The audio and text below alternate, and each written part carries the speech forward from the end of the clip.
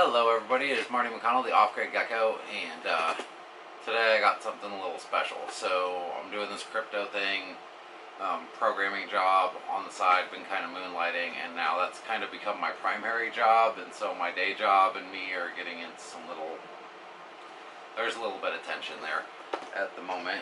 But anyways, I got my first really big payout. So I earned my stripe in the crypto space, and I decided to buy myself a little present. I know you were thinking it was going to be an AK, right? Pellet rifle. This is the Crosman, what do you call it? Shockwave. I keep forgetting the name of it. It claims on the box 950 feet per second with lightweight ammo, and then it says up to 800 with lead ammo. All the crony tests I've seen range from about 700 to 750 depending on weight, unless you're using a really heavyweight pellet. So with the Crossman Premier is probably going to be looking like 700 to 730 range. Just still pretty dang awesome for a 22 caliber pellet. Could be used to take squirrels and rabbits and mice and chipmunks and moose. No, not moose. So I'm just going to do a little unboxing review since I've got it in the box. It takes a while because there is a break-in period. You never know how long it's going to be. I'm going to go ahead and put some roundage through this though and see if I get any improvement today, and then I'll get back to you guys on that. What's this? Oh.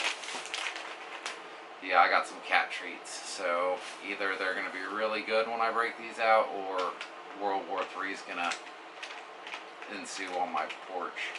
We'll find out later. Anyways, that's the Walmart bag that goes in the bag pile, so I can make rope. Let's get this sucker open. I've wasted enough of your time talking about stuff, and take a look at this monster and what you get in the box. Put the knife right there for a second, poke myself in the butt with it. Okay. The scope, unlike the box would suggest, does not come attached, so I'm going to have to put this booger on. It kind of looks like a bug buster almost on the... Oh, there's instructions. That is a whole lot of owner's manual. The trigger is apparently adjustable. That's kind of interesting. I don't know if I'm going to jack with that or not. I have mixed feelings about jacking with triggers, especially if it requires filing on this ear.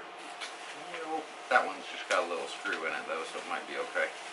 And then we've got more instructions. Check this out. Instructions for installing a scope. Who'd have thunk it? It's not ugly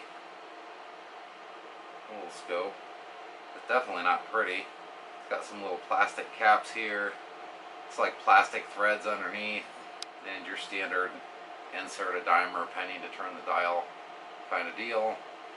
We got some lens covers, just like my other scopes do, and it looks like this thing could easily be mounted backwards. Little 4X scope. I'm probably going to mount it on. I used to not do that, but lately it's like, why not? Scopes and pellet rifles just seem to go really well together. So we've got some rings, and we got a little Allen wrench. I would not imagine these are very high quality, but I think they're aluminum. Actually, I was going to say at least they're steel, but kind of getting the impression that they're aluminum. They're not very heavy. I could be wrong. And not a ton of styrofoam packaging. Not a hell of a lot of plastic. There's some in here. But for the most part, pretty clean. Take this guy out. And first thing I'm noticing, she's fairly light. So, comparing this to my little Beeman over there, which is really heavy. And it's got this freaking thing integrated. What do we want to call this? We'll just call it a silencer. Screw it. Nice skinny front blade on the front. Kind of interesting design choice up here with this little hollow. I don't know what that's all about. I mean, I don't know, that's just a little funny looking to me, but I think I can get a hand under there without too much trouble. Can't hardly see the front post if it's got a dark background. Light background works really well. Probably not going to be using that too much. And this is a little bit more solid than some of my other ones. I don't know about all this little plasticky shit though. Yeah, really not impressed with the sighting system, but we're not going to be using that anyways. We're going to be using this. Okay. Crosman Shockwave TM. Alright. That pretty much takes care of the unboxing. And this is not a how to mount scopes video, so I'll just slap the scope on here real quick. But before I do, one thing I really want to look at is the weight. Alright, my little scale over there says that Benji here weighs about 8 pounds. I don't believe it for a second because it's an unwieldy heavy machine. I would guess more like 10 is what it feels like you're carrying. This guy, one of the reasons I bought into this is incredibly lightweight. This is like as light as my 22 probably. It weighs in about 6.5 pounds on the little kitchen scale. The cheek rest, I'm noticing, puts my head up a little high, so it's probably designed for that scope.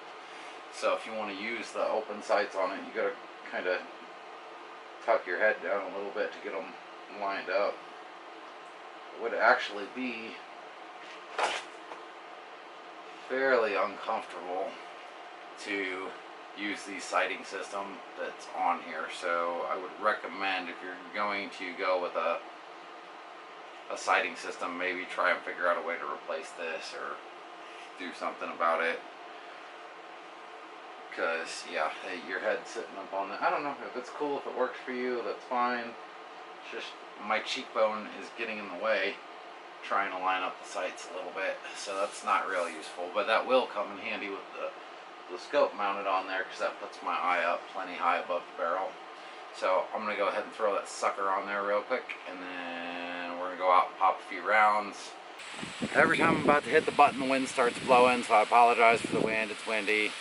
So a couple things, a few shots through, noticing the new Crossman, even with the little pop from the dieseling, is because it's really juicy in there. It's going to take a while to shoot that out of it. You shouldn't be getting too much wind.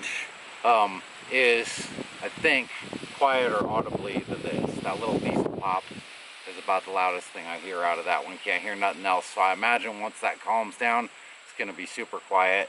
The Springer here is pretty much totally shot out, zeroed in, mellowed out, and it's still got, I mean, this thing's still on par with my 22 for noise level. So I don't have a decibel meter either, or a crony. I apologize. It's not meant to be a full firearm review, just giving you like some of my impressions of the gun.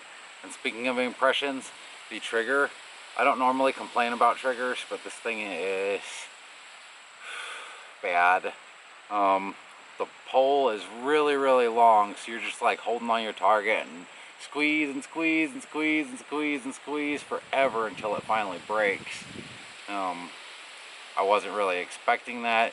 I mean, it's like, it's got to be at least half an inch that you're yanking back on that thing, and that's not a good thing.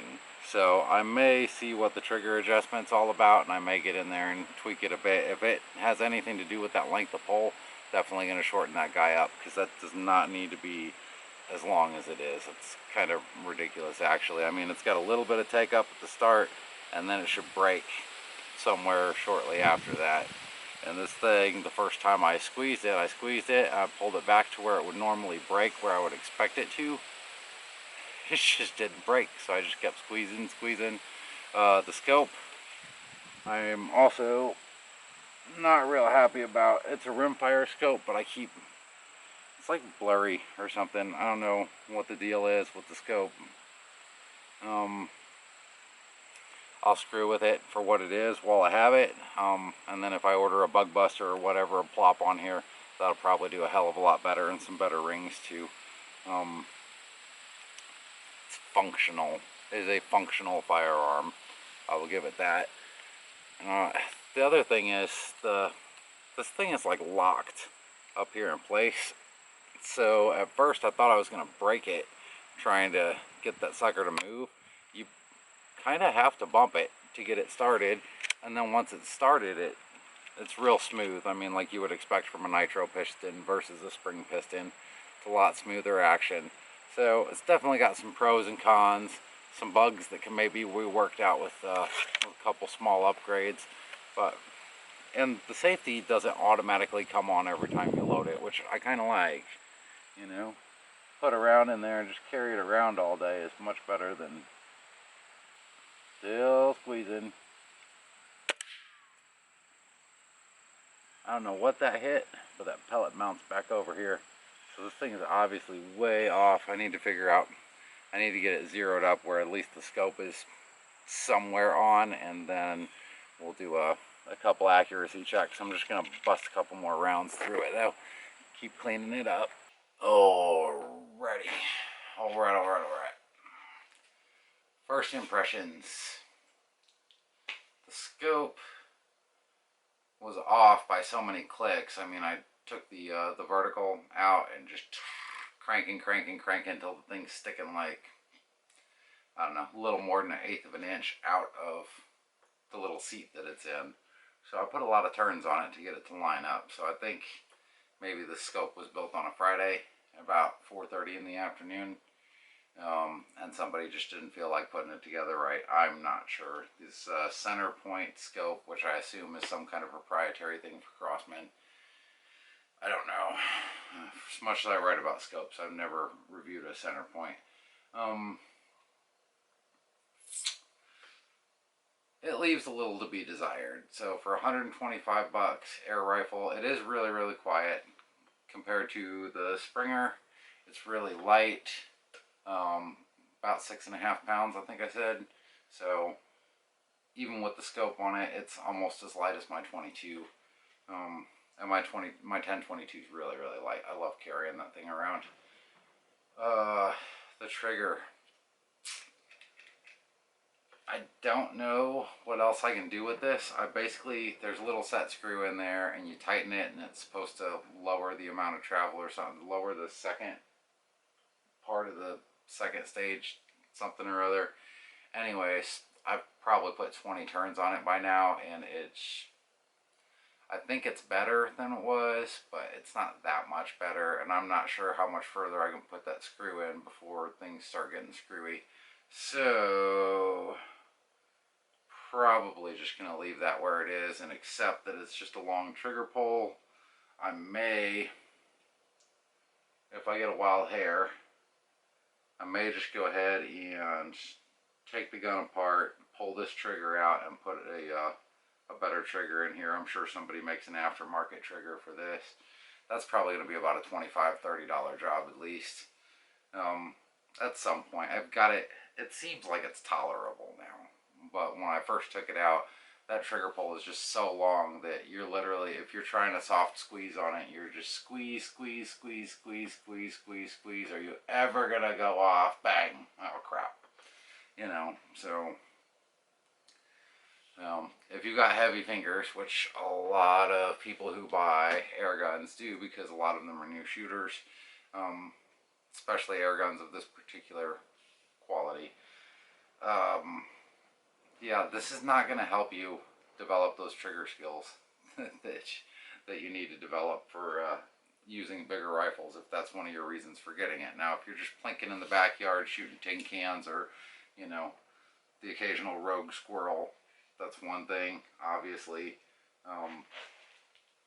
If you are using it for any other serious purpose, even for hunting, I would say this trigger is not good. I wouldn't go so far as to call it trash, but it's kind of trash. The scope works okay. It seems to be holding zero just fine. I put about 100 rounds through it. No real issues with it, other than, like I said, at shorter ranges it's kind of blurry. It's a 4X scope. I guess some of that's to be expected. And this thing, the mechanism up here, to get this to move, I don't like the fact that I have to bump it and then pull it down and cock it. Once it's bumped though, it's a very smooth action on that nitro piston. So, And even after, I think I put about 100 rounds through it today, I'm still getting a lot of smoke coming out of this after I shoot a couple rounds consecutively, which means there's still a lot of grease packed down in there. Let me get a little rag and wipe off that bottom because it's just covered in cosmoline. And that's not necessarily the best thing that you want right there, clogging everything up. Most rifles prefer being wet. They prefer being well oiled, well greased. Air rifles like to run dry. Okay, so they're going to run better, more effective when they're dry. That said, once I did get the scope dialed in a little bit at 15 yards, it's in pretty small groups, and it's fairly actually accurate for as much crap is still in this piston. It's really, really accurate. It's printing about quarter, maybe a little bigger size groups at 15 yards, and that's just shooting, you know, off my knee. So obviously from a rest it would be doing better than that, and if it weren't for the trigger it would probably be doing better than that too, because by the time you get to the pop, it's I don't know, unless you just have a perfect trigger finger and you can use a real long trigger like that accurately, do beware, you're going to have to take a little extra time with your shots to get them accurate, because the trigger is not helping you out. It's not doing you any favors, I'll put it that way. Everything looks ambidextrous from what I've seen. I mean, the safety's up here by the trigger itself. And to be honest, I don't know why they even put a safety on break actions. I guess maybe that's some kind of law. I mean, if the thing's got a round in the chamber, I guess if you're carrying it for hunting, then that could come in handy. Otherwise, this one's going to stay off pretty much all the time, because unless it's armed, I have no need for that safety. I do like the fact that, unlike my Beeman, this doesn't just automatically flick on safe every time you put a round in the chamber, and I still find myself like pushing that. I've got a habit of trying to push forward on the safety because that thing's just notorious for it. Overall, probably worth $125. Probably be better if it was worth like 80 or 90, because just those certain little quality control things, obviously nobody looked at the trigger, or that's how they're shipping them. In that case, that's bad on you, Crossman. If you're shipping triggers out like this, that's not good, man. That mile-long trigger pull is not good for anything except getting people hurt. The scope, it's a freebie scope. I consider scopes on these freebies. The mount's kind of meh, but it works. This little plastic rear sight and this thing up here on the front that they call the front post, that's made out of polymer and feels like it's just going to snap off the first time it touches anything. Don't care for the irons on this. So I guess ideally you get like a AK rear sight down here and maybe drill some holes and put in a proper front sight if you wanted to. I'm not going to jack with it. It probably works well enough for what it is.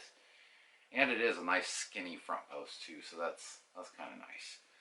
But yeah, that's my review. I'm not going to sit here and blow sunshine up Crossman's ass because this doesn't warrant it. I've been pretty lucky with most of my guns, my firearms and my air rifles, that I've never really gotten a dud. I've always gotten something I can work with, or at least make work.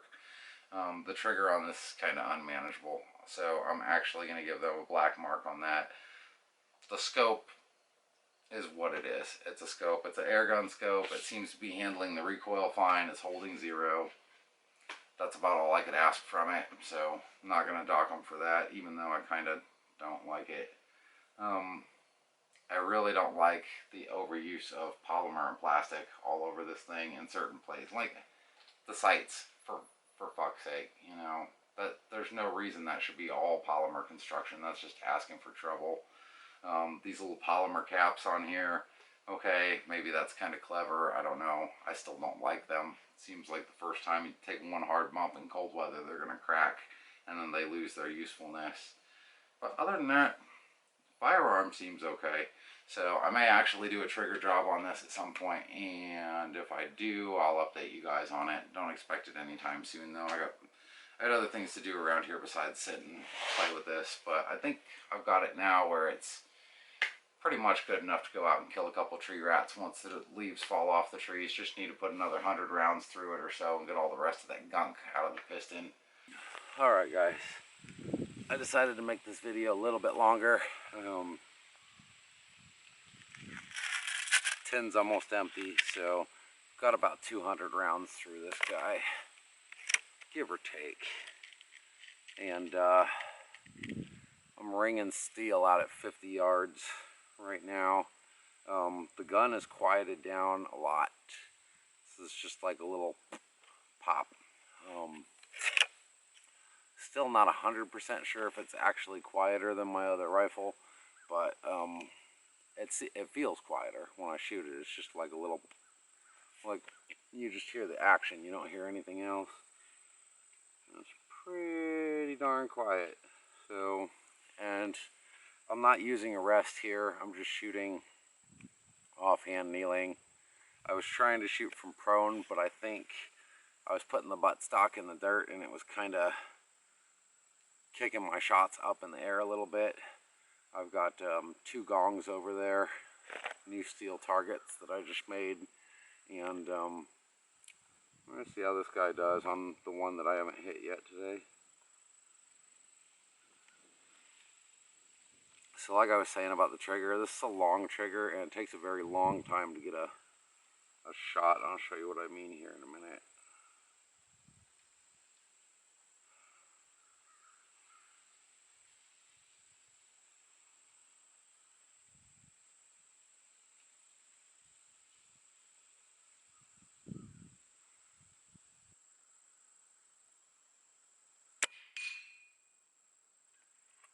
So you get squared up on your target and you start to squeeze a little bit,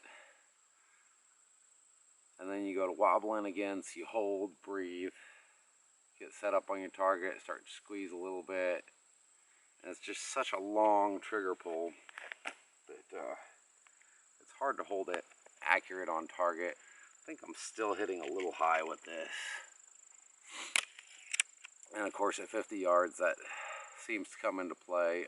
Some of the rounds are going, I think, a little faster, and some of them are going a little slower, so I'm seeing like a vertical type alignment in my shots. I actually saw the gun pull right after the shot released on that one. I may have not had it tucked into the right part of my shoulder. Artillery holds a little tricky because this thing's coming back and it's gonna bump you before the little pellet leaves the barrel, so it'll be a little tricky to shoot.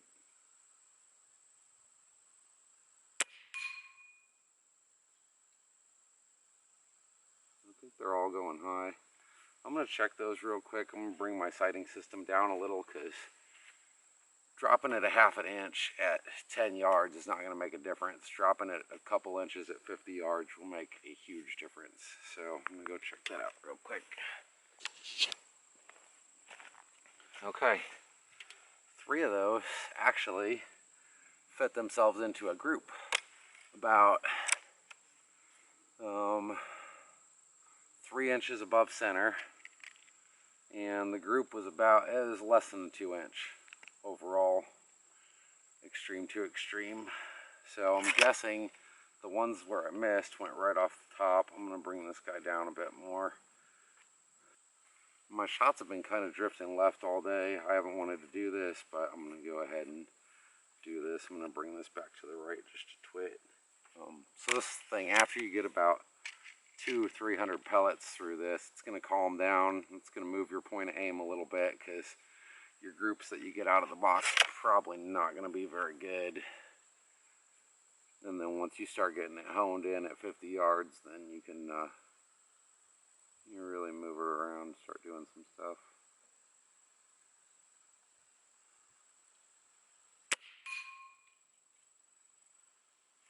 Alright, now we're hitting the center of the gong at 50 yards.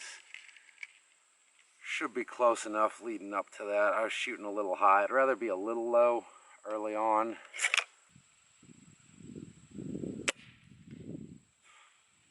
Don't have any idea what happened there. I may have been holding it too tight to my shoulder. So these are going all over the place. I'm peppering. That's about a 8.5, 9-inch target at 50 yards, and I'm just peppering it. It looks like a shotgun hit it with slow, controlled bursts of fire. So still probably good enough at shorter ranges. Do some damage. I think I see a soda can over there. It's about halfway, so that one's about, actually a little shorter than halfway. It's about 20 yards. I'm going to try and pop that little joker. Make sure I'm still on good enough. Close up.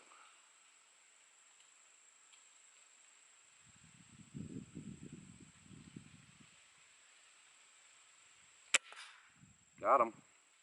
Nope. So, not the most reliable. Now when I say that gun's tricky to shoot, well, show you guys what I'm talking about. I've got another gong out there, equal size. I'm going to take a similar firearm here, Ruger 1022. I'm going to put these on the other gong and just show you how fast and easy it is with this one.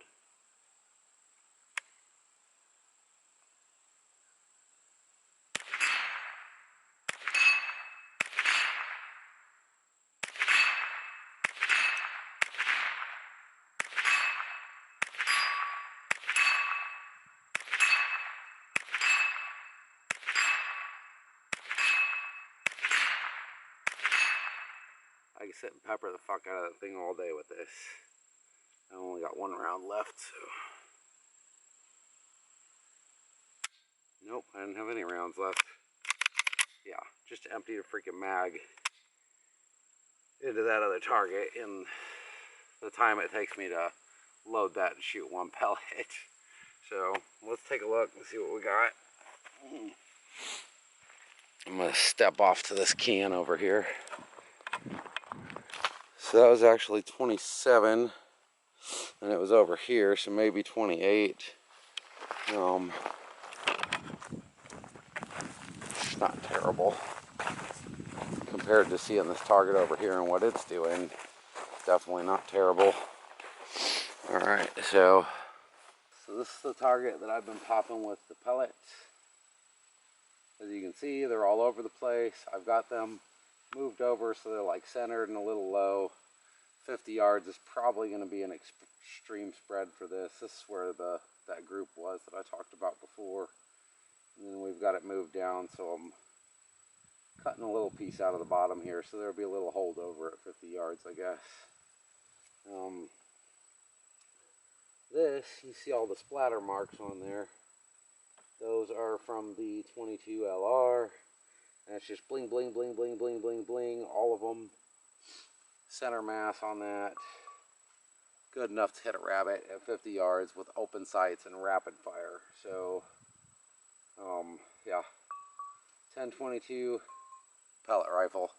So now you know the reason that I love my 1022 so much. I could probably, with controlled fire groups, I could probably hit this guy from 100 yards. In fact, I'm going to go back there and be playing with that a little bit too today, now that I've got 100 yards of range set up.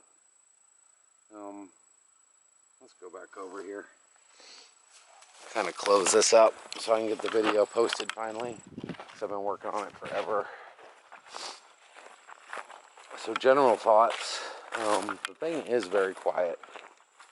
It's incredibly quiet. Squirrel range around here in these woods is probably around, I mean, if they're in the trees, which the pellet rifle I don't have too much of a problem shooting up, but the 22 I'm restricted to hitting them on the ground.